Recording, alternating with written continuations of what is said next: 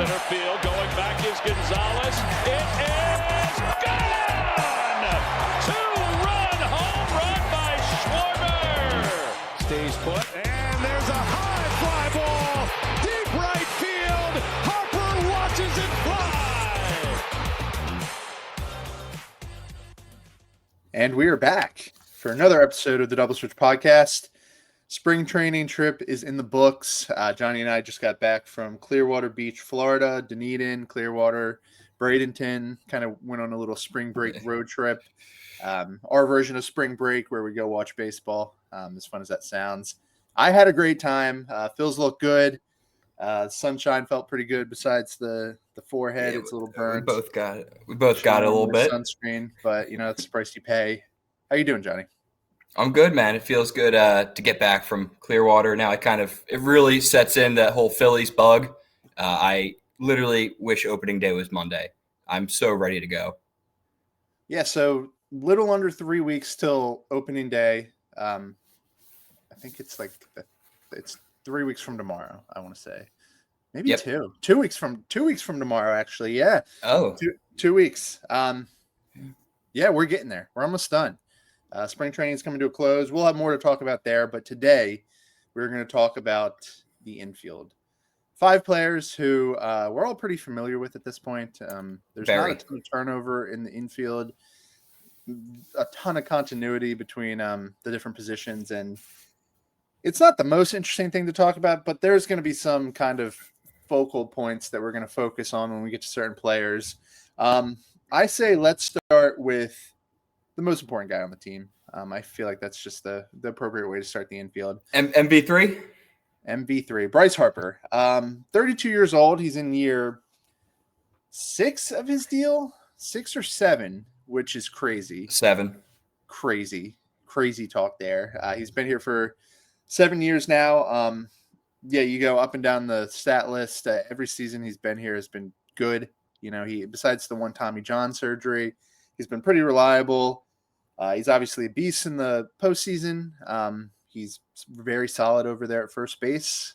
He's probably underpaid. And there's no Phillies hope without Bryce Harper at this point because he's the guy on the team. Really nothing to say in terms of the stats. He's perhaps a tick down from like peak Bryce Harper, but he's still obviously an all-star, a top 10 player in the game. And he's aging well, which is really big. It's kind of just a matter of stay healthy, just like Zach Wheeler. I mean, we're kind of parallel with the pitching staff episode, but yeah, just stay healthy is the key. I'm expecting good numbers if he's on the field. Yeah, no, I think that's well said. Bryce Harper, since he's been here, he's been that rock in our order, the guy we can depend on to put up an 850 plus OPS every single season. When you go back and look at 2024, OPS didn't crack 900. That's a rare one for Bryce. He was at 898, and he was in 145 games. So pretty much if we get 145 games out of Bryce, that's always a success because the guy just produces. If there's one thing that I could point out from 2024 that I think he's going to improve on, I'm pretty certain, is his walks were down and his on-base percentage, which is associated with the walks, was also down below his career averages, almost 20 points. So I heard him in the offseason talking about how he'd like to see his OPS get back up to what he's used to. So I'm looking for a big OBP or maybe get him up closer to that 390 range. Yeah, so walks were down. He went from a 14.7 to a 12% walk rate. Along with that, the whiff rate went down. So it wasn't exactly like he was doing anything wrong. I think it was probably just a big change in approach for him. Might have been taking some more selective cuts. There's really nothing here that can point to any sort of decline. I mean, no, the only thing I caught that like with his like kind of detailed numbers was the fly ball percentage went up 5%, and then kind of in association with that, his batting average with balls in play went down. I feel like those two might be correlated because we all know that Bryce Harper hits the ball really hard, and the ground balls he hits usually find some space.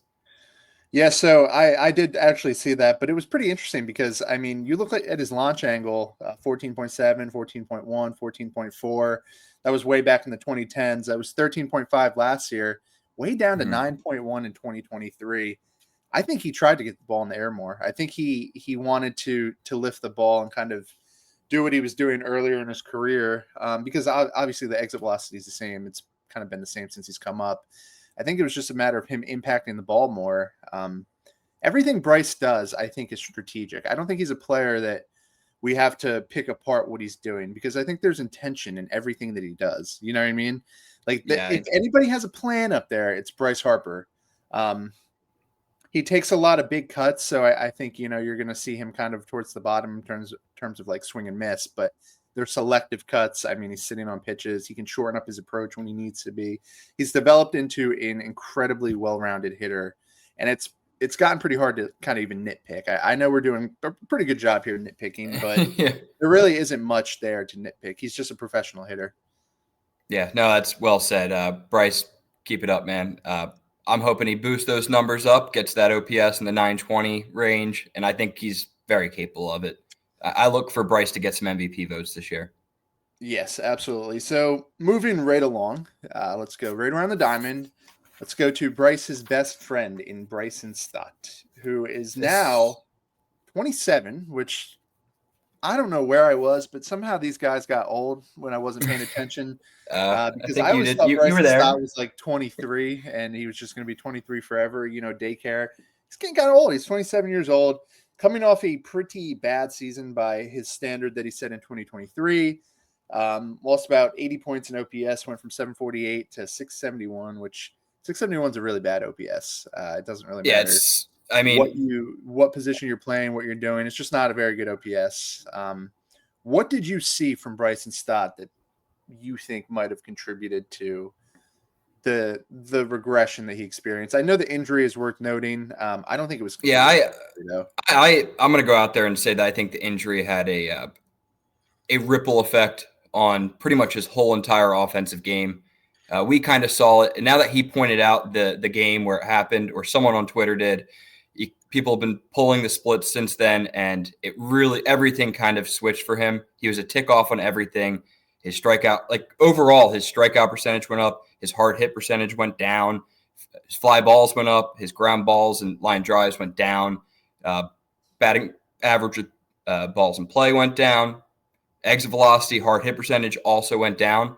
I don't think that was Bryson Stott that we saw last year. I'm very confident when I say that I think we're going to see an entirely different player, and I expect him to – I know it's crazy to say, but I think his OPS is going to jump by a full 100 points this year. Okay. So, yeah, the injury news, it made sense, because when we were watching Bryson Stott last year, it felt like we were watching the same Bryson Stott in terms of approach. Like, it's not like you can point to, he was chasing more pitches. He was more aggressive and it changed his approach. He kind of looked like the same hitter. It's just the results were different.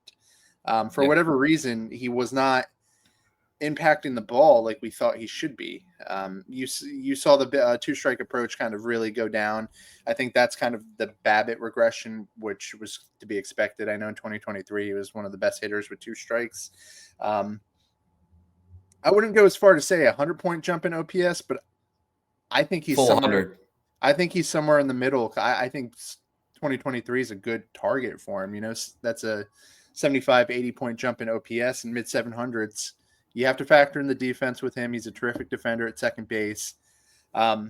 He brings a kind of a dynamic approach to the lineup that we sorely need, and we were missing it last year. Ultimately, we missed that kind of disciplined hitter that could, draw out at bats.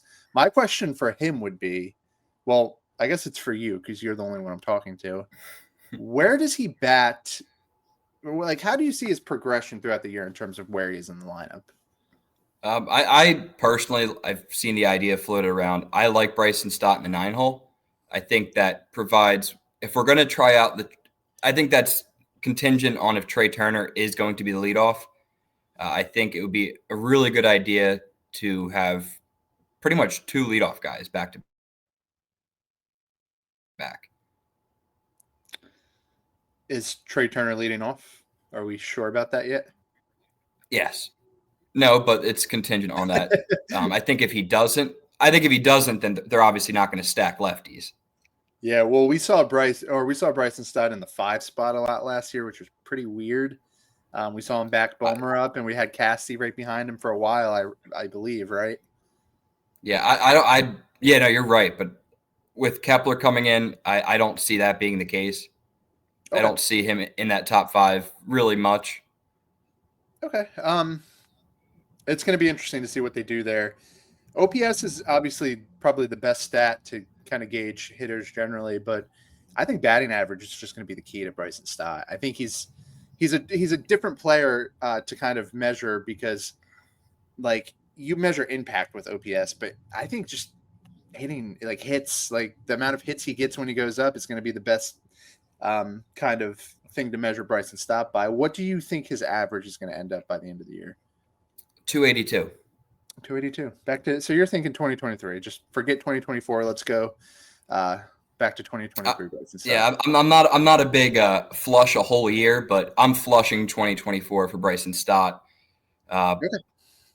I agree. I completely agree.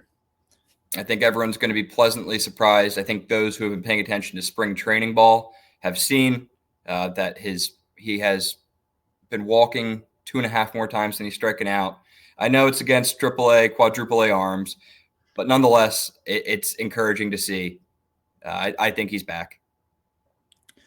So those are the two players that they're the boring players to talk about. Let's get into the fun players here. Oh boy. All right, here's the fun one. Trey Turner. You first. You first. All right. Break down Trey Turner for us. Yeah, so essentially when I took a deep dive through Trey's numbers, 2024, and even before MLB, like his career averages, I think last year is exactly who Trey Turner is offensively. Because realistically, the numbers don't look that bad on paper. I think they felt worse in real life. But that 295, 338, 469 slug, just above 800 OPS feels very Trey. I think that is Trey Turner. Are you done? Yeah. I know you're not. Okay, so I hate being out on players because I've been proved wrong many times, but I just don't see it getting any better for Trey Turner. I think this is the ceiling at this point, which is fine. Like you said, those are good stats. He was a useful player last year, even though it didn't always feel like it, because when it's bad with Trey Turner, it's really ugly. He's not like Alec Boehm or Bryce Harper, where they just kind of fling balls everywhere and get base hits. The whiff rate is just a nightmare. Like it was actually better last year than it was in 2023, but it feels so bad, and it's to the point where I don't think that he can change it. Like I know that last year there was this big thing where somebody said that they really wanted to get the hitters to buy into the plan in the offseason. I don't know if it was Dombrowski or Thompson or somebody. The front office and the coaching staff know that there's a massive whiff problem, and they are conveying this information to Trey Turner. And I didn't see a drop of improvement all last year. And this isn't just something that, he can fix. I think he can kind of fix around the edges, but ultimately I think his identity of as a player is kind of it's in its foundation now. I mean, he is who he is. Same with Castellanos. The whiff is just going to get more and more obvious as he gets older and he loses power, because he's going to lose exit velocity as he gets older. He's never been a big exit velocity person. He does not hit the ball very hard. He's middle of the road right now, and he's going down. From when we paid him to now, he's hitting the ball softer. And, he's 31 years old. He's terrible at shortstop. He's not hitting the ball very hard. He doesn't seem to have an ability to connect with his fan base, which Castellanos obviously does. There's Cassie defenders out there. There's not a lot of Trey Turner defenders. So it seems like there's kind of this combination of stuff going on right now that just makes me think that there's going to come a boiling point where Trey Turner is really going to take some heat from Philadelphia media and the fans. Because no offense, but I don't feel good about him when he's up to bat. I don't feel good when the ball's hit to him. And I don't feel particularly good about throwing him out there in a playoff series against some of the best pitchers in baseball. He's done nothing to inspire confidence in me. And it just stinks, because I thought we were getting another superstar to pair with Bryce Harper. When he was good, he was great. He was legitimately probably the best shortstop in baseball for 2 years there with the Dodgers. He doesn't look like that guy anymore. And I don't think there's a direct solution. I think we just have to learn to live with it. Yeah, no, I mean, you really unloaded the clip there. Yeah. But I mean, you really didn't tell any lies. I mean, that was honest, and I've pushed back against your offensive criticism in the past. I've always seen the defense. I've taken a deep dive in the defense. I recognize that. But I really can't refute the idea that he's going in a direction that's concerning. Especially you look at the guy, he's a low OPS guy, like low 800s is kind of his norm. And he's a guy that, like you said, is not an exit velocity guy. His slugging numbers don't show any signs that they're going to balloon or improve by like a large amount. And he doesn't have the on-base ability to kind of rely on. So if Trey is going to be a star for us, it's going to have to be average, getting like hits. It's just he's going to have to be a hit machine, a guy that approaches 200 hits a year. His average is going to need to be 310, 320 if he wants to live up to that contract, really. Yeah, it's just a matter of him redoing his identity at this point. There's a million stuff I can point to on this page. I mean, he's swinging at the strikes in the strike zone more. That should be a good thing, but he's also whiffing in the strike zone more. He doesn't have the innate ability to hit the ball hard like some of the really good the players who are getting paid like he's getting paid. He doesn't have those raw tools. So I think he needs to sell out and follow the Bryson Stott approach of just take the ball where it's hit. Unfortunately, what I see happening is as it goes worse and worse, and if he goes through bad stretches and hears the talk, I think he's going to swing harder and harder, and I think he's going to try to hit the ball 500 feet, and I think he's just going to swing and miss more, and it's just going to be a spiral that only he can stop, ultimately. I mean, the coaches are doing their part. They know what's wrong. He has awesome protection in this lineup. There's no reason he should not be go up there with a better approach. So I hate to throw it all on one person, but it's literally all up to Trey Turner to salvage what has been a rocky start to this deal and just, make his impact on the team in whatever way he can at this point. Yeah, no, Trey, he has to be the contact guy. I would argue he needs to not model his approach to Bryson Stott because I don't think he's that guy that's going to work those long at bats. I think he's that Alec Boehm type that should be pouncing on fastballs early in the count and getting singles the other way, getting singles up the middle, pulling singles. However you got to do it. I don't think his production is necessarily going to be the prettiest on the team, but he needs to contribute in the hit department. I think we can agree on that. 8 years left. Cool. You think if Trey Turner was a free agent, I don't think he gets half of what we owe him at this point. It stinks, but just got to kind of live with it. So yeah, that's Trey Turner. Let's move on to Alec Boehm, who's it's an exciting one. Yeah, so I'm here today as a Alec Boehm fan, and I'm here to tell all of you he's going to hit 30 home runs this year. And yes, how many years have you been saying this? Probably listening to me saying you said that last year, which I did. And I said it the year before that. I don't have anything else. Like I've kind of emptied, the reasons of why I think it's going to happen. But at this point, I feel like, he's got nothing to lose at this point. He might just go out there and say, "Hey, you guys were trying to trade me. Watch this." And just pop off. He's a good hitter. He's always been a really good hitter. There's just some really, really red stats on this page. Like his XBA 95th percentile, squared up percentage 95th percentile. Yeah, really impressive. 92nd percentile. Very impressive. Definitely hit. We know there's a good hitter in there. I don't know what happened last year. He was awful come August and September. Oh, I was gonna say, he was not awful last year. I would say it was his best year ever. He fell off pretty hard. I don't know if it was an injury. He didn't really point to an injury, but he was not the same hitter come August, September, and October. I think it's probably going to be an Alec Boehm season, but I still think there's potential in there for, an Austin Riley season. Yeah, I think it's so hard not to see that upside. That I think you're not the only victim to the Alec Boehm is going to hit 30 home runs club. I think a lot of us have been buying into it. I mean, the guy put up 44 doubles last year. He established himself as our best contact hitter. His strikeout percentage has gone down every single year he's in the league. He's just getting better every single year, and it just feels like a matter of time before he can do something like that and crack that 25 to 30 home run total. But I mean, if I had it my way, I would take a exact copy of Alec Boehm in 2025 as he was in 2024, because his whole approach is so important to the fabric of this team. Yeah, I agree.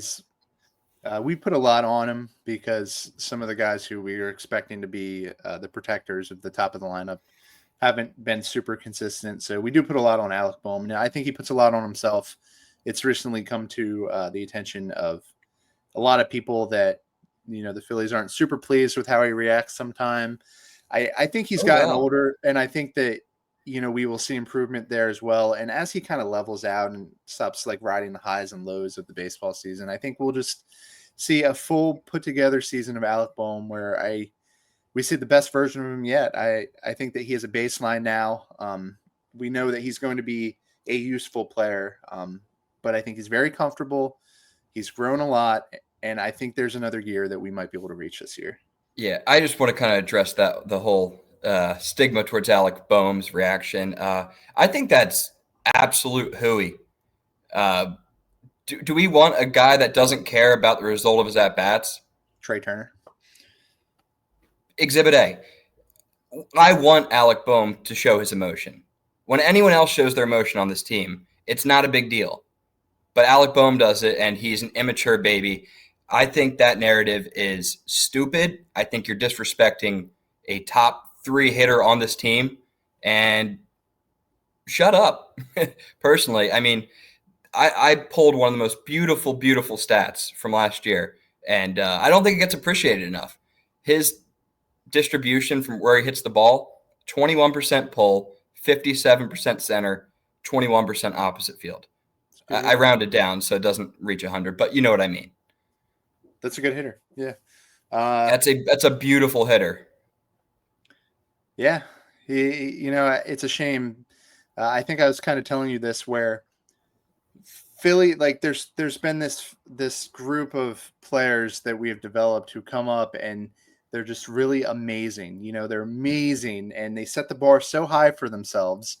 Aaron Nola, Rhys Hoskins, Alec Boehm, Bryson Stott's kind of going through it too. Think about these guys, and like the first taste we saw of them, they were terrific, and they've just spent their whole lives trying to live up to that bar that they set for themselves. Let's kind of just lower the bar to what Alec Boehm is now, and anything that he gives us more than that, we're going to be thrilled. You won't have me getting on here talking about how he has 40 homer upside. No, it's an error that we make as fans, and I'm very guilty of it because it's hard not to dream about what Alec Boehm could be. This Savant page is beautiful. He looks like he's a young Yordan Alvarez. It's crazy. He really has turned into a fantastic player, and there's really not a lot you would change about him. Strikeout percentage around 14 on a team like this. Having one of your biggest producers with that low of a strikeout percentage is integral. And I don't really have a bad thing to say about this guy. I think 2024 should be the bar. Yes, I say stop raising the bar. If he gives us 2024, we're happy. Yeah, we just keep moving the goalpost for him, and there's no point. Let's just kind of take him for what he is at this point and be happy because he's a good hitter. Moving on. Trivia time. Cue the music.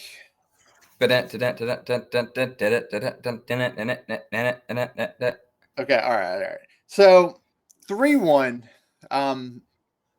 As I was telling you, I expanded this Don't call it a question. comeback. Don't call it a comeback. I expanded this question, so I'm going to kind of change the parameters.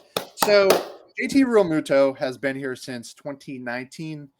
He is currently 10th on the Phillies in postseason hits. Like, not on the current team, in history. Postseason hits, he's in 10th place. You have to guess the 9 players ahead of him, and you get 9 3 strikes players? for incorrect guesses. What's that? I have to guess 9 players. These are the worst trivia questions ever. But all right. It should be. I mean, it should be really easy. Yeah. Well, all right. Let me count them. All right. So Schmidt. Schmidt's 8. Okay, that's an easy And one. I'll give you another hint. I'll give you another hint. There's 2 current players ahead of him. Okay, so yeah, it's gonna be Schmidt and Harper are definitely on there. Harper's 5, so you have 2 out of 9. And you said there's one guy on the current team that is ahead of them. Yeah, but don't go to that yet. Save that for later. That's a little tricky. All right. How many do I get to have wrong? You get 3 strikes. This should be cake. Okay, so then I got those 2 off the board, and then I'm gonna go Chase. Chase is 4, which is actually kind of low. And then I'm gonna go Jimmy. Jimmy's 1. And then I'm gonna go Ryan. Ryan's 3. All right, so how many do I got there? So you have 1, 3, 4, 5, 8. So you have 4 out of 9. All right, 4 out of 9. That's a good start so far. Actually, And then 5 out of 9, I believe. yeah, that was 5 actually. So then this is where it gets a little more interesting. You said I am going to guess the one that's on the team ahead of him. Okay. I'm going to say it's Castellanos. Wow. I was not expecting you to get that. He's number 9. I thought you were going to go Schwarber there for sure. But no, it's Castellanos at number 9. So you need 3 more. And you got all 3 strikes left. This should be cake. It should be. That's the key here. This is no problem. You need 2, 6, and 7. All right. Well, Shane Victorino. He's 2. You need 6 and 7. Okay. I guess until I miss one, I can't get any hints probably. But I mean, you got to think they're all. Is there one that's not in that 08 era? I can't answer that. I would give it away. All right. They're all from the 08 era. Okay. Yeah, I kind of figured once I started thinking about it. Ooh, so what two remain on that team? That's all right. 6 and 7 you need. We're gonna go with Pat Burrell. Pat Burrell is not on this list. Oh, that hurts. That was bad guess. He's number 21. That's 1 strike. All right, we're gonna go Chooch. Chooch is number 7. You got 1 player left. 2 strikes.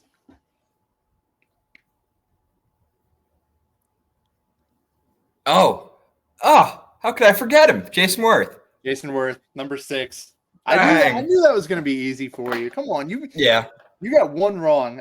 Once you realize that our post-season history is literally that team. Yeah, it's literally 08 and Mike Schmidt.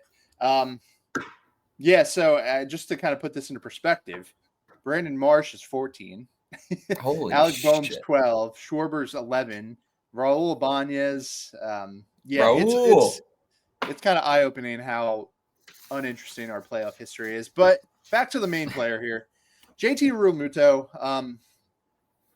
I'm actually going to take a different approach here. We're kind of giving up on JT a little too quickly, I think. I have been guilty of saying that, he's done. He's a 34-year-old catcher, and this is kind of it. Like, catchers don't play that long. Let's kind of come up with a succession plan. Looking at it now, maybe it's not that bad. Last year, obviously, he dealt with the meniscus. Crappy injury for a catcher to have. You're catching all the time. He was probably never comfortable. He probably, for a month before that, he was probably dealing with it. Month after it, he probably wasn't kind of letting loose on it. Still ended up with 751 OPS and 380 at bats, 14 homers. It's probably like 22 homer pace, which is what he had in 2022 and 2023.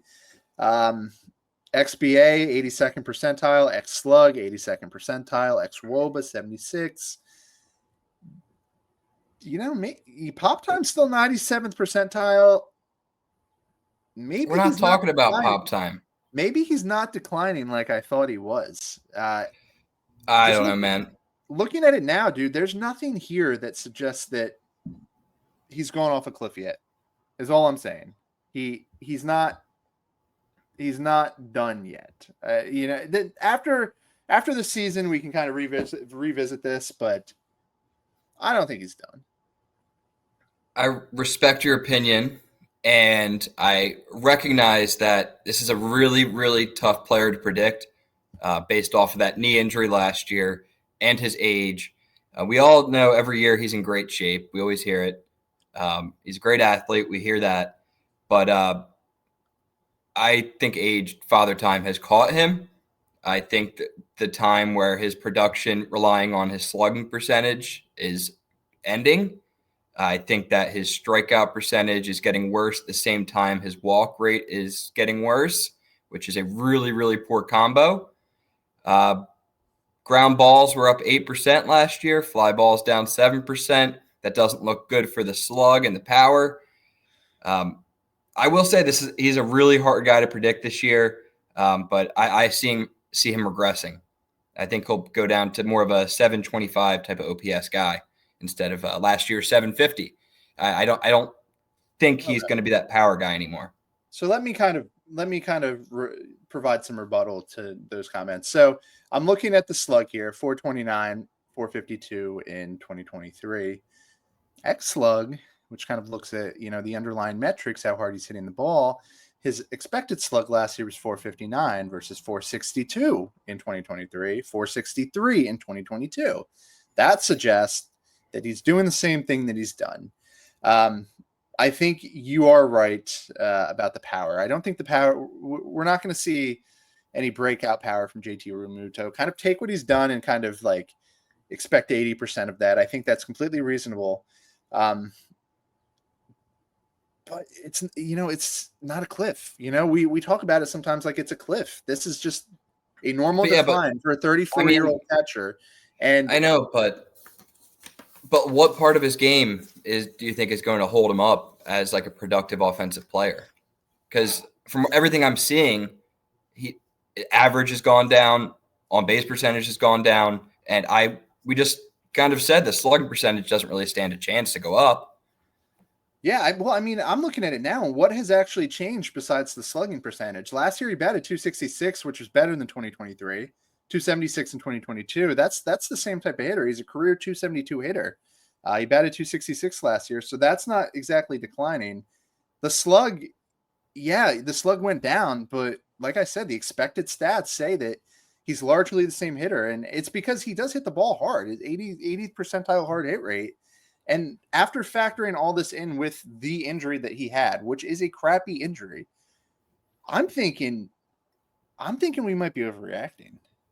I know I wasn't expecting to get on here and say that, but there's nothing here that I can say, like I had a ton of stuff for Trey Turner. I had a full list of stuff that he's doing terrible. I can't get on here and say that about JT Realmuto. And as much as I kind of wanted to, I need a little more concrete sort of predictions. What stat would you like? I mean, whiff rate 26.2. No. I need whiff rate.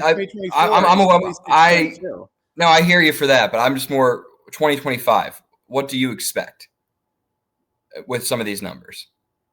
Like, where do you see his OPS at? Where do you see his average at? Things like that. I'm willing to get on here and say that we should expect exactly what we expected last year.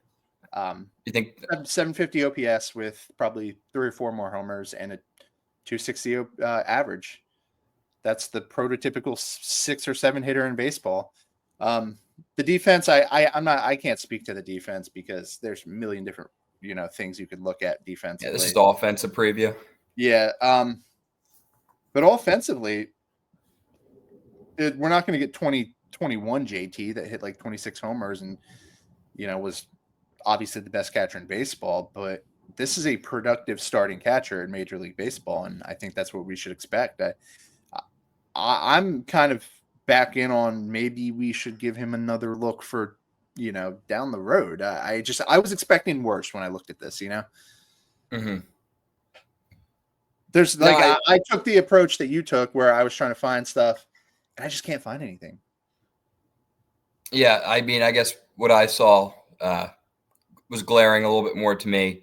But I was factoring in the meniscus and how that's a brutal injury for your catching and pretty much like your whole like base of like hitting. You need your legs underneath you to hit, obviously.